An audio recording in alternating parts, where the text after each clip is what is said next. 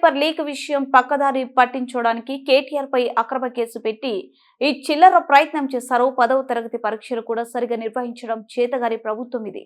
పిల్లల భవిష్యత్తుతో ఆడుకుంటున్నది ప్రభుత్వం. నగరికల్లో కేటీఆర్ పై పెట్టిన కేసు చిల్లర కేసు. సీఎం రేవంత్ డైరెక్షన్ లోనే కేసు పెట్టారు.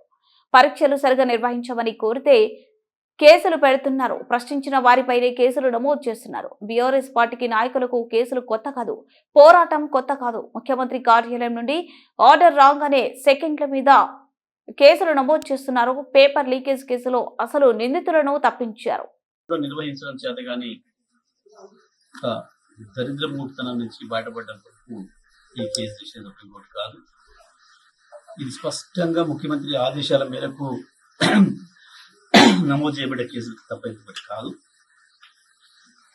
దిలీప్ పైన కానీ కేటీఆర్ గారి పైన కానీ ఆ పెట్టిన కేసు దాన్ని చూస్తే అది నవ్వుకుంటారు ఎవరైనా జడ్జిలతో సహా. అంత హాస్యాస్పదంగా ఉండదు. దిలీప్ కానీ కేటీఆర్ గారు కానీ ఇద్దరు కూడా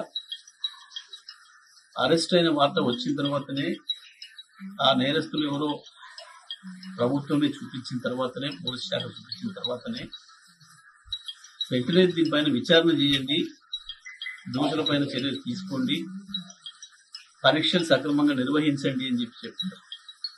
అందులో రేవంత్ రెడ్డి నోట్ల నుంచి వచ్చే బూత్ ఒక్కటి కూడా లేదు.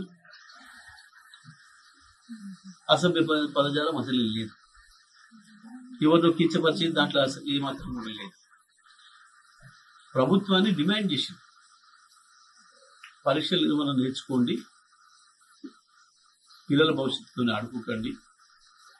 ఇది మీ మద్దతుతోనే, మీ ప్రభుత్వంలో ఉండే పెద్దల అందరితోనే జరుగుతున్నటువంటివి అనే విషయాన్ని స్పష్టంగా ప్రభుత్వం దృష్టికి తీసుకురావాల్సింటారు.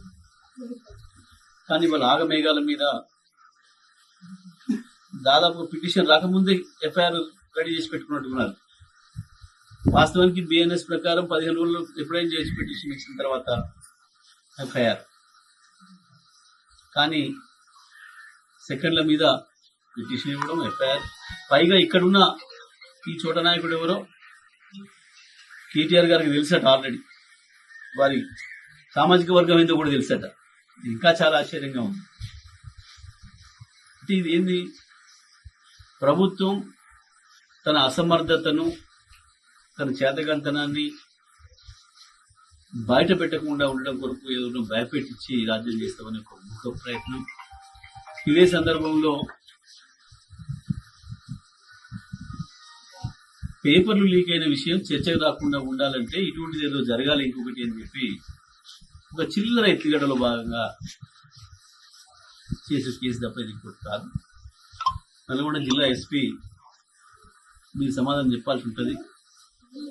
ఏ రకంగా ఎఫ్ఐఆర్ నమోదు చేసిండ్రు, ఎట్లా చేసి వచ్చినా ప్రభుత్వమే పిటిషన్ తయారు చేసి ముఖ్యమంత్రి గారి ఆఫీస్ నుంచి కాంప్లైంట్ తయారు చేసి పంపించి సెకండ్ల మీద హడావుడిగా కేసులు పెడుతున్నారు. అదే లీకేజ్ కేసులు, పేపర్ లీకేజ్ కేసులో నిందితుల్ని పట్టుకోవడానికి, నిందితుల్ని బయట పెట్టడానికి చాలా రోజులు పట్టింది వీళ్ళకి. దాన్ని మూసేసే ప్రయత్నం చేసినారు. కానీ మొత్తం బహిరంగమైన తర్వాత తప్పని పరిస్థితులలో ఎఫ్ఐఆర్లు చేసి విచారణ చేస్తున్న హడావుడి చేశారు. తెల్లవారే దాని నుంచి పక్కదారి పట్టించడం కొరకు ఈ చిల్లర ప్రయత్నం చేసిండ్రు. ఈ కేసులు, ఈ ఎఫ్ఐఆర్లు ఇవి మమ్మల్ని భయపెట్టలేవు. కేటీఆర్ని, దిలీప్ని ఎంత తొందరగా జైలు పంపాలనే ఆతృత ఉన్నట్టుంది రేవంత్ రెడ్డికి.